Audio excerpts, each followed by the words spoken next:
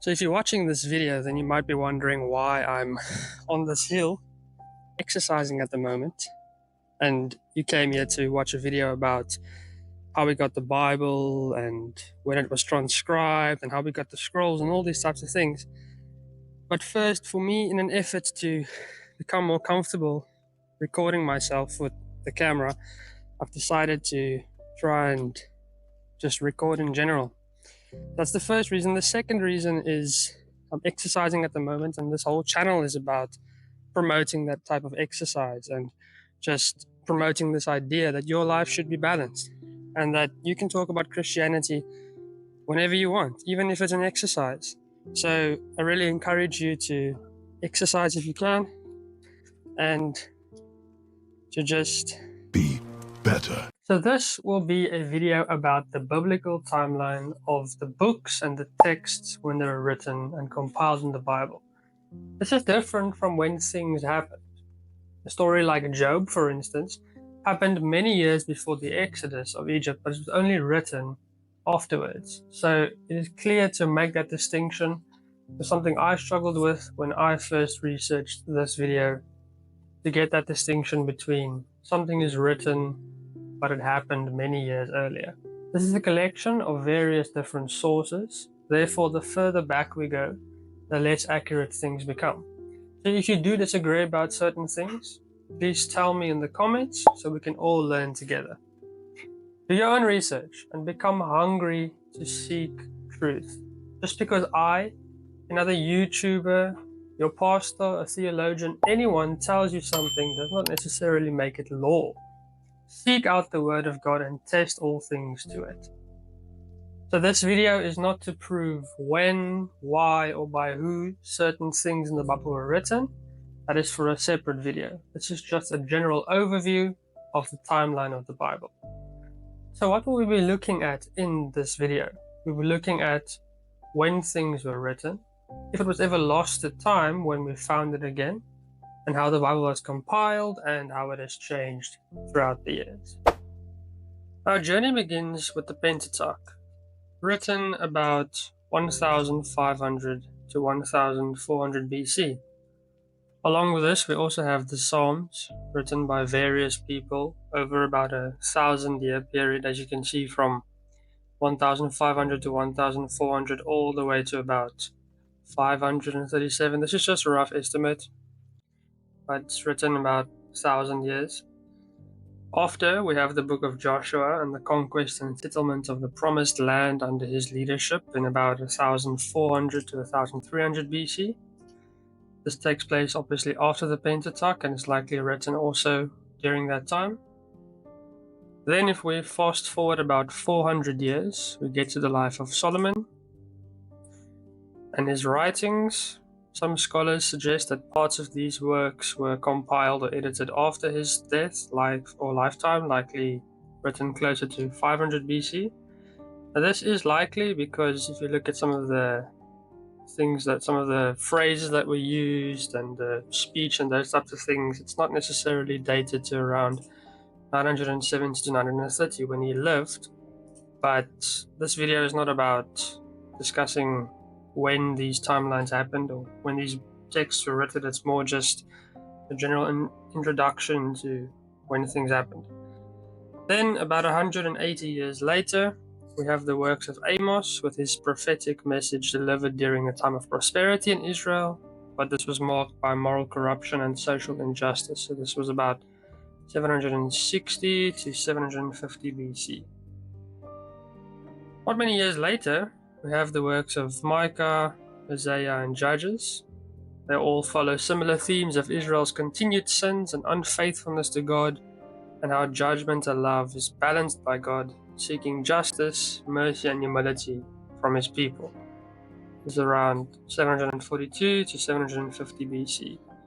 Also during this time, we have the prophetic texts of Isaiah and the wisdom literature of Proverbs. Proverbs is again attributed to Solomon and is likely written, obviously, as you can see, many years after his death. So once again, this is hotly disputed by many scholars when it was written, because it is attributed to Solomon and all these types of things, but we're not here to discuss that at the moment. The book of Nahum and Zephaniah are both written shortly after this time, and they are both prophetic texts. And this is also a time when Israel was again becoming even increasingly more sinful. Then we have a very big list, large number of texts, all of them written, except that one, all of them written around unity of Israel, the destruction of Israel by Babylon and the exile. And then we also have the Ketef Hinnom scrolls, which are the oldest surviving texts we currently have of the Hebrew Bible. They are dated to have been written about 630 to 540 BC, and they contain a section of Numbers 6, verse 24 to 26, which is over there, about 1,000 years, almost 1,000 years before or previously. As already mentioned, the Psalms are over here done or completed. Then also around this time we have the book of Job, Ruth, and Daniel. In the next 200 years they are written. Then next we have book of Haggai, also written roughly the same period, 520 BC. This book is an encouragement to the Jewish exiles to rebuild the temple in honor of God. Zechariah also writes to the Jewish exiles to return to Jerusalem. Then around 583 to 571 BC, Esther is written, and Ezra follows just after that, about 450 BC, and this accounts the return of the Jewish exiles from Babylon to Jerusalem after the decree of Cyrus the Great. As you can see, many of these texts follow the history of what happened in the times and what God dictated the people of Israel needed to hear at that time. Then, when the rebuilding of the wall needed to take place, Nehemiah and the story surrounding the history of how it is written, how the wall was built, is written then. Then around 430 BC, we have Chronicles and Malachi. They were also written in this time after the exile and recounts the return of the Israelites and what they need to do to return to the Lord and to return to being faithful to God. Another text, or more texts that were written in this time, are Jonah, which is my favorite book of the Old Testament, and then Joel, also written. This is a very big time span, so it could have been written anywhere from 520 to 200 BC. Now we come to the heavy hitters, which are the Dead Sea Scrolls, dated to about 300 BC to around 180, which is somewhere over here. We'll get to that just now.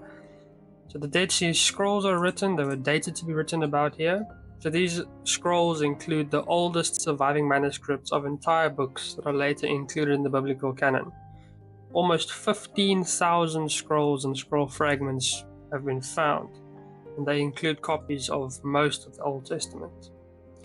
Many years later, after King Solomon's death, Ecclesiastes is written. Also around this time, the Septuagint is written. This is the Greek translation of the Old Testament at the request of Ptolemy II for the Delphus. It is written by 72 Hebrew translators, 6 from each of the 12 tribes of Israel, and it is the base for the Codex Vaticanus. Then, finally, before Jesus is born, we have the Samaritan Pentateuch, written about 122 BC to about 70 AD. The Samaritan Pentateuch, or the Samaritan Torah, is the sacred text of the Samaritans, written in the Samaritan script. Then we get to the New Testament. So in the start, obviously, Jesus is alive, so there are no real concrete texts written. It's only after his death, resurrection, and ascension into heaven that important texts are written. So Paul starts his missions by writing to the church in Galatia. Another very important text is the text of James, and the importance of living out one's faith through actions because you are saved. Also around this time, Targums are being written and becoming popular. What is a Targum? A Targum is a translation of the Hebrew Bible done by a professional translator. This would ensure that the common listener could understand in their language. These texts have paraphrasing of the time to help spread the message and make it easier to understand for the common people. This became the earliest form of a sermon. This was also at first prohibited by the religious leaders, but later became authoritative at later times, and was used as translations into Aramaic. So they weren't necessarily written here, but they were being created or started writing at about 50. Sounds weird just to say 50. Again, we have Paul continuing to write to various churches, and this church he wrote to is Thessalonians or Thessalonica. This would continue to churches of Corinth and Rome, Ephesus, Colossians. So his missions continued across from about 40 to about 60 and a little bit further on as well, 60, 65. So for about 25 years, Paul was doing his missions and all these types of things. Philippians is also written by Paul, and it follows a similar timeline. After this, we get to the eyewitness accounts of Matthew, and also in this time, Paul writes to Timothy, helping him to lead a church. Paul also writes to Titus to help him with another church that he is leading, Titus, in around 65. And then we have Paul's last letter to Timothy around the year 67, urging him to appoint elders and emphasizing the importance of their godly character and ability to teach sound doctrine. Next, we have the book of Hebrews, written in about 68, along with the historical accounts of the early church in Acts. The rest of the gospel is written in about 20 years by Mark, Luke, and John. Finally, we have John 1, 2, and 3, and the prophetic and apocalyptic book of Revelation, written by John on the island of Patmos. By now, the Bible as we know it is completely written, but not canonized yet. The church did, however, start already realizing the importance of some of these letters and texts, as some important figures started referencing them and understanding the inspired works they were, such as Clement of Rome. He mentions at least 8 of the New Testament books in some of his letters. Polycarp, who was a disciple of John the Apostle, acknowledges about 15 letters.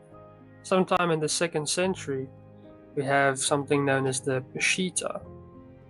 What is the Peshitta? The Peshitta is the standard version of the Bible for the churches of the Syriac tradition, and this is when it was written. This is only the Old Testament in about 100 to 200.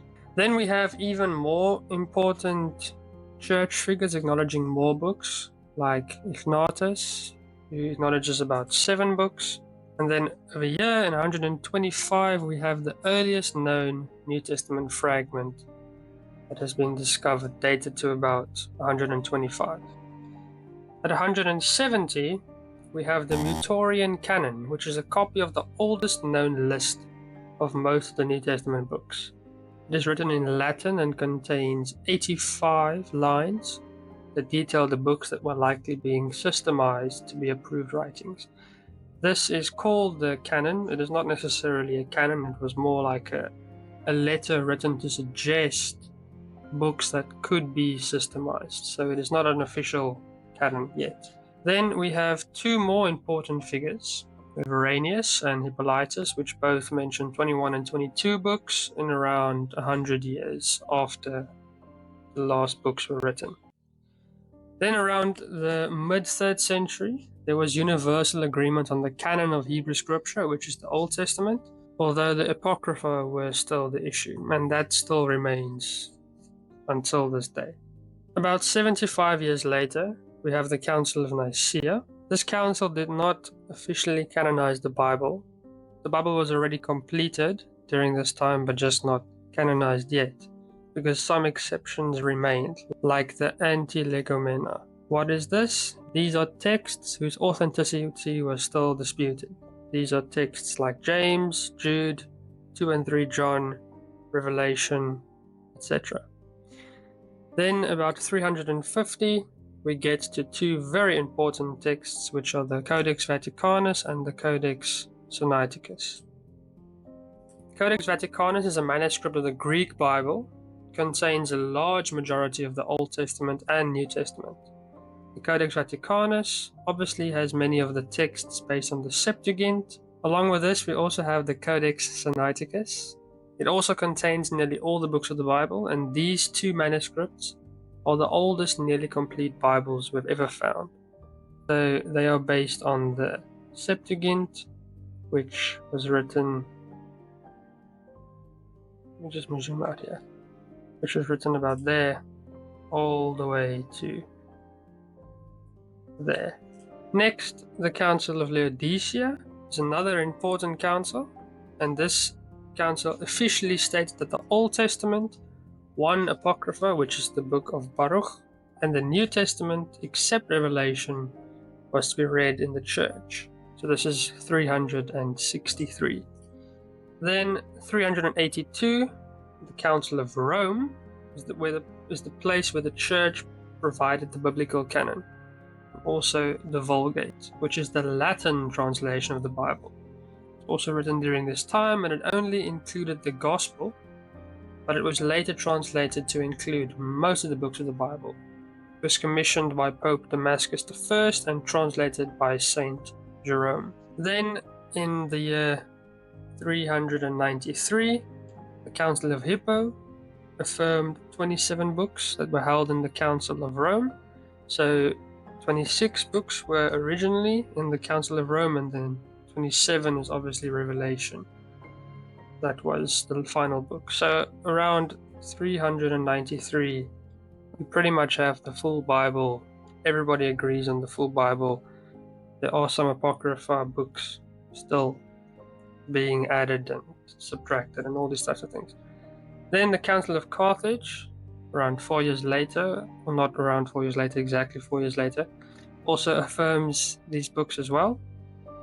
Then we have a big time jump, around 103 years, where the Peshitta is written, the New Testament is written, but it excludes 5 of the New Testament books, and these are once again 2 Peter, 2 John, 3 John, Jude, and Revelation. So the Syriac New Testament did not have these in yet. 116 years later, the Peshitta is written again, which is called the Harklian version, and this then has all the New Testament books in. Around this time as well, for about 400 years, the Masoretic texts are written, copied, edited, and distributed by Jews known as the Masoretes.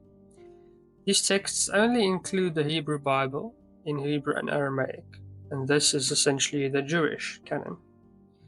Then in the year 692, the Council of Trullan is held, and the Orthodox Christians formalize the authority of the 72 books of the Bible. So they also agree on the New Testament. Then the Leningrad Codex, which is the oldest Masoretic text we have ever found, is dated to 1009. Then we get to the 13th century, where the Vulgate was adopted more as the Bible text within the Western Church. Then in the 15th century, we have the newest dated New Testament fragment that has ever been found, dated to about the 15th century. So, some interesting facts. We have found about 5,800 complete copies of or fragments of the Greek manuscripts. We found about 10,000 Latin manuscripts and around 9,300 manuscripts of various other languages. In the year 1541, Elia Levita wrote the Sefer Metugamen, which is a dictionary for the Targums, and he explains most of the Mishnaic Hebrew languages, which help people to understand the Targums written many years earlier. Then in the 1500s, we have the Protestant Reformation, and one of the main things that happened is the rejection of the deuterocanonical books of the Bible. These are the Apocrypha, it's just another word, depending on the Christian denomination that you have. This was in large influence of Martin Luther. And as a response, the Catholic Church affirmed the Vulgate as the official Latin Bible at the Council of Trent in 1545 to 1563. Then, about 30 years later, we have the promulgation, which is the process of making something a public law. So the Catholic Church promulgated the 16 Vulgate, which has some small changes from the Vulgate, and ordered to commission by Pope Sixtus, hence the name. And only 2 years later, the Vulgate is again promulgated as the Clementine Vulgate, which has about 3,000 differences from the previous iteration. This is commissioned by Pope Clementine, again, hence the name. 1631, the Samaritan Pentateuch becomes known to the Western world. This is the Samaritan Pentateuch written all the way over here, about 1,500 years ago. Then we finally get back to the heavy hitters, the Dead Sea Scrolls, which were discovered in the Qumran caves in the West Bank on the northern shore of the Dead Sea in 1946 to 1956. So a 10-year period, they found about 18,000 scrolls. Then in 1979, the Ketef Enom scrolls, which are those two oldest scrolls ever found, were found by archaeologists southwest of the old city of Jerusalem. And in this same year, the promulgation of the Vulgate as the Nova Vulgate is made. This version is intended to have a classical Latin style, and it was promulgated by John Paul II. And to this day, many scrolls are still being found, especially those of the Dead Sea Scrolls. As recent as 2021, archaeologists have discovered dozens of new Dead Sea Scroll fragments that enrich the way we learn about history of the biblical times. So where does this leave us today? One thing is for certain, and that is that the Bible has survived the test of time. That itself is a miracle and shows how God's hand is involved in His Word. It's not just a book. It is the living, breathing Word of God, written by Him, by the people He chose, collected and canonized the way He dictated it to be. It is the history and story of how God is actively working in our lives, the same way He worked in the lives of the people that lived so many years ago. It is the redemption story of humanity found in the work Jesus did on the cross for us.